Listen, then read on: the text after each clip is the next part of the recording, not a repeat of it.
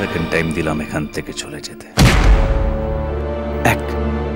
2004 থেকে 2008 সাল টানা 4 বছর একের পর এক হিট ছবি দর্শকদের উপহার দিয়েছেন জিৎ স্বস্তিকা জুটি।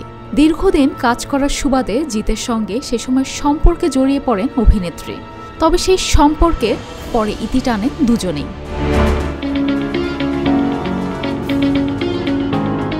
সম্পর্কে বিচ্ছেদের পর কাদা ছোড়াছড়ি বা একে অপরকে নিয়ে জনসমক্ষে কথা বলা কোনোটিই করেননি জিৎ স্বস্তিকা।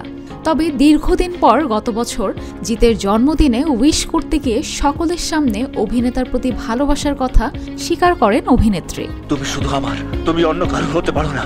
জানা যায় স্বস্তিকার সংসার ভাঙার পর মাস্তান ছবিতে কাজ করেছিলেন জিতের বিপরীতে। সেখানেই তাদের বন্ধুত্ব হয়, যা পরে প্রেমের পরিণতি পায়। পার্টি থেকে ছবির প্রচার সব জায়গাতেই একসঙ্গে যেতেন। অভিনেত্রীর পরিবারের সঙ্গেও তার দারুণ সম্পর্ক ছিল।